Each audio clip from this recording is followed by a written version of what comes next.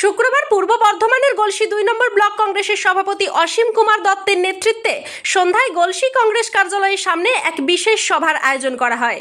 সম্প্রতি কাশ্মীরের পহেলগাঁওতে পাকিস্তানি সন্ত্রাসবাদীদের নির্মম ও বর্বরোচিত আক্রমণে নিহত ভারতীয় পর্যটকদের আত্মার শান্তি কামনায় এবং এই কাপুরুষোচিত ঘটনার তীব্র প্রতিবাদে এই সভা অনুষ্ঠিত হয়। কংগ্রেস কর্মী ও দেশপ্রেমিক নাগরিকদের উপস্থিতিতে মোমবাতি প্রজ্বলন এবং পুষ্পার্ঘ্য অর্পণের মাধ্যমে অমর শহীদদের প্রতি বিনম্র শ্রদ্ধা নিবেদন করা হয়। সভাপতি শ্রী অসীম কুমার দত্ত তার বক্তব্যে বিজেপি পরিচালিত কেন্দ্রীয় সরকারের চরম ব্যর্থতার প্রসঙ্গ তুলে ধরেন। তিনি বলেন, পুলওয়ামা ঘটনার পর যদি দেশের নিরাপত্তা বলয় আরও মজবুত করা হতো তাহলে এভাবে 26 জন নিরীহ মানুষের প্রাণ অকালে ঝরে যেত না। তিনি অমানবিক এবং পাশবিক ঘটনার তীব্র নিন্দা করেন এবং সমস্ত রকম সংকীর্ণতার ঊর্ধ্বে উঠে ভারত মাতার গরিমা রক্ষায় দলমত নির্বিশেষে সকল দেশবাসীকে ঐক্যবদ্ধভাবে বিদেশি সন্ত্রাসবাদের বিরুদ্ধে প্রতিবাদে গর্জে ওঠার আহ্বান জানান। তিনি জোর দিয়ে বলেন, বিদেশি সন্ত্রাসবাদের যোগ্য জবাব দিতে কেন্দ্রীয় সরকারকে অবিলম্বে উপযুক্ত এবং কঠোর ব্যবস্থা গ্রহণ করতে হবে।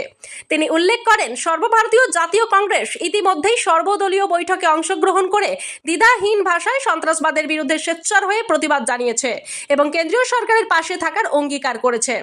তিনি স্মরণ করিয়ে দেন, অতীতে কার্গিল যুদ্ধ, পুলওয়ামা হামলা এবং সংসদের জঙ্গি আক্রমণের মতো জাতীয় সংকটের সময়েও কংগ্রেস দলের নেতারা দেশের স্বার্থে বিজেপির নেতৃত্বাধীন সরকারের পাশে দাঁড়িয়েছিলেন। তার বক্তব্যে উঠে আসে, দেশের স্বার্থে সবকিছু ত্যাগ করা যায়, কিন্তু সবকিছু পাওয়ার জন্য দেশের স্বার্থ কখনো ত্যাগ করা যায় না। তিনি জাতির জনক মহাত্মা গান্ধী, বিশ্বনেত্রী শ্রীমতী ইন্দিরা গান্ধী এবং রাজীব গান্ধীর আত্মবলিদানের কথা স্মরণ করে বলেন, ভারতবর্ষের জাতীয় ঐক্য, সংহতি ও অখণ্ডতা রক্ষার জন্য তারা নিজের জীবন উৎসর্গ করেছিলেন।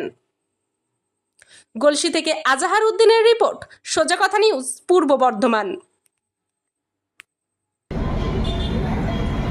ভারতীয় পর্যটকদের ওপর পাকিস্তানি সন্ত্রাসবাদীদের জঘন্য আক্রমণে 26 জন ভারতীয় নাগরিক অকালে প্রাণ দিয়েছেন এবং আজকের এই দিনে আমরা তাদের স্মরণে বিনম্র চিত্তে শ্রদ্ধাঞ্জলি নিবেদন করলাম এবং সাথে সাথে আমরা সকলকে আহ্বান করব যে এই ধরনের জঘন্য পাশবিক ঘটনার বিরুদ্ধে আমরা যেন সদা সতর্ক থাকি এবং গর্জে উঠি। বন্ধু, আজকের দিনে একথা বলতেও খারাপ লাগে, ঠিক একই জায়গায় 2019 সালে পুলওয়ামা কাণ্ডে 40 জন ভারতীয় জওয়ান অকালে প্রাণ দিয়েছিলেন এই জঙ্গিদের হাতে। কিন্তু তারপর সেই এলাকা আরও অনেক বেশি নিরাপত্তা দৃঢ় করা উচিত ছিল।